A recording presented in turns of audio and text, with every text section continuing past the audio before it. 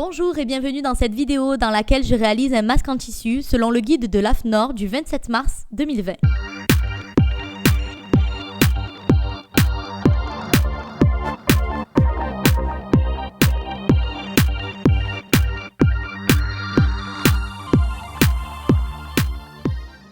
Voici le masque que j'ai réalisé. C'est le modèle masque barrière Appli. Cette vidéo montrera simplement comment j'ai réalisé ce masque. Je ne me hasarderai pas à conseiller quoi que ce soit, je n'ai pas les compétences pour. Je vous mets dans la description sous la vidéo le lien où on peut télécharger le guide AFNOR, dans lequel on retrouve les préconisations sur les matériaux à utiliser, la confection, l'utilisation, le lavage et bien d'autres choses encore. Pour le réaliser, j'ai utilisé une machine à coudre, une surjeteuse, du tissu, confère le guide AFNOR, une paire de ciseaux, du fil, des pinces de couture et de l'élastique. Je commence par couper 3 carrés de tissu de 20 cm de côté chacun.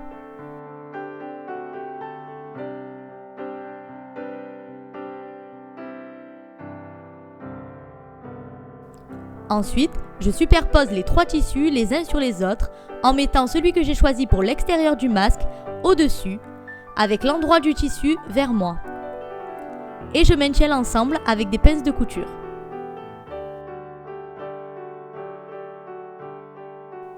Je vais venir assembler à la surjeteuse les 4 côtés. Ici, je me sers de la surjeteuse, mais j'aurais pu également utiliser le point zigzag de la machine à coudre. J'assemble donc chacun des 4 côtés en retirant au fur et à mesure les pinces de couture.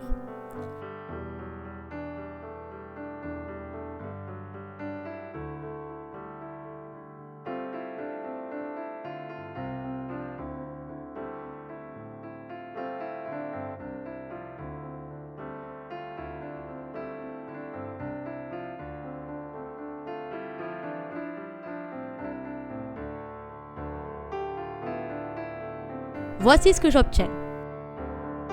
Les tissus sont donc assemblés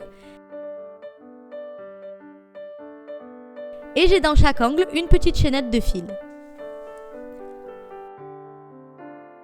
Pour une finition propre et sécuriser la couture, je prends une aiguille avec un gros chat et un enfil-aiguille. Je fais passer l'enfil-aiguille dans le chat de l'aiguille. Puis je fais passer la chaînette et je tire sur l'enfil-aiguille pour faire passer la chaînette dans le chat de l'aiguille. Ensuite, sur l'envers de la couture, je fais passer l'aiguille sur quelques centimètres et je fais ressortir la chaînette.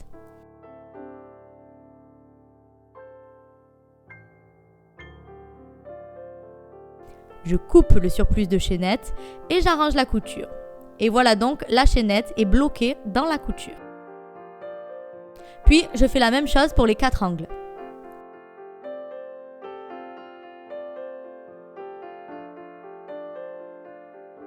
Ensuite, avec mon stylo effaçable à la chaleur, je marque les repères en suivant le patron de l'AFNOR. Ce sont les repères qui me serviront à réaliser le pliage. Les repères au stylo étant peu visibles à l'écran sur mon tissu, j'ai repris à l'ordinateur pour que ce soit plus lisible.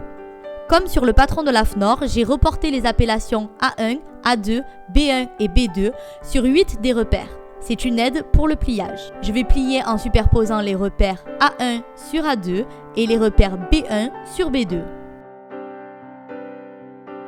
Comme j'utilise un stylo qui s'efface à la chaleur, je commence par faire le pliage avant de marquer les ourlets au fer à repasser, car sinon mes repères vont s'effacer également.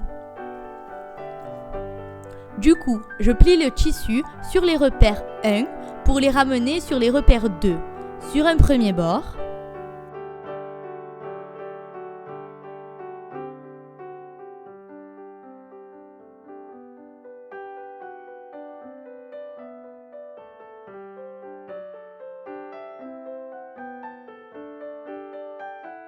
Puis pareil sur le deuxième bord,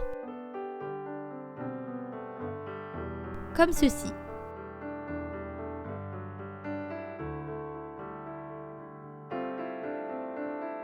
Je marque bien les pliures au fer à repasser en faisant attention de ne pas brûler les coutures avec un fer trop chaud.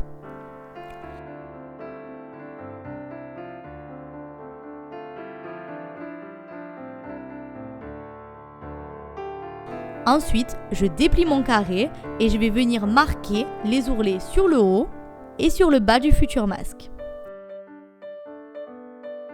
Sur l'envers, je replie de 1,2 cm vers l'intérieur et je marque au fer à repasser, en faisant toujours attention de ne pas brûler la couture avec un fer trop chaud.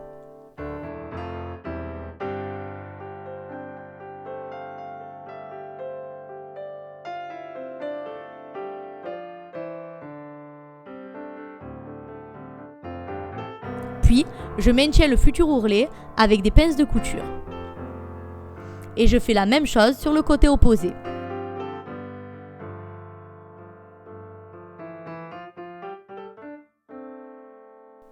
Je vais venir piquer au point droit, ici et ici.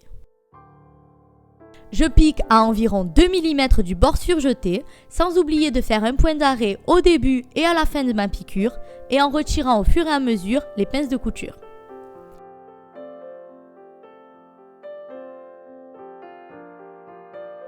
Et je fais la même chose de l'autre côté.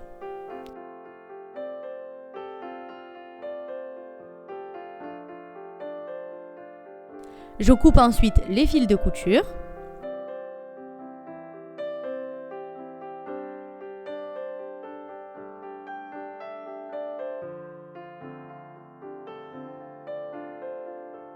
Ensuite, grâce au marquage au fer à repasser que j'ai fait précédemment, je refais le pliage de mon futur masque. Je mets des pinces de couture pour maintenir les plis, en faisant attention que sur l'arrière les plis soient bien formés aussi. Je vais venir piquer au point droit ici et ici pour maintenir les plis.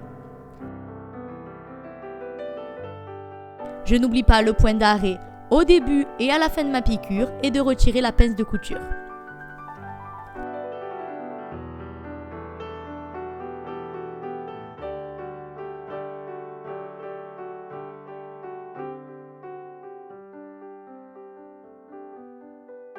Puis, je fais la même chose de l'autre côté.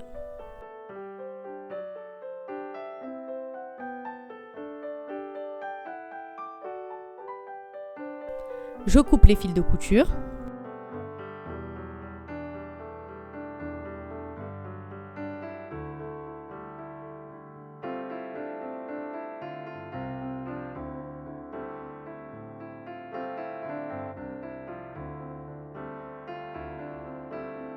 Ensuite, je coupe 2 morceaux d'élastique de 35 cm chacun. Je vais positionner les élastiques pour un passage derrière la tête. Je place donc un premier élastique sur le bord en haut à droite, que je maintiens avec une pince de couture, puis sur le bord en haut à gauche. Ensuite, je place l'autre élastique sur le bord en bas à droite et sur le bord en bas à gauche.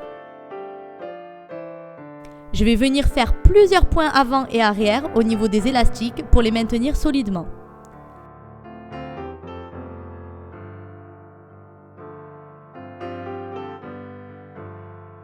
À la machine à coudre, au point droit, je passe plusieurs fois en avant et en arrière sur chaque élastique pour les fixer au masque.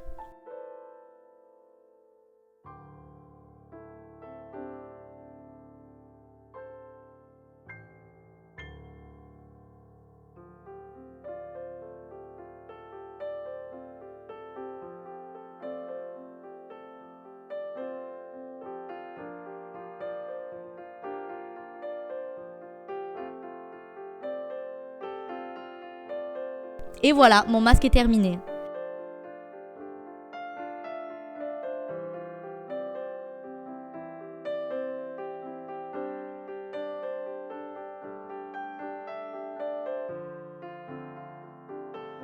J'espère que cette vidéo aura pu vous être utile. Merci à tous et à bientôt.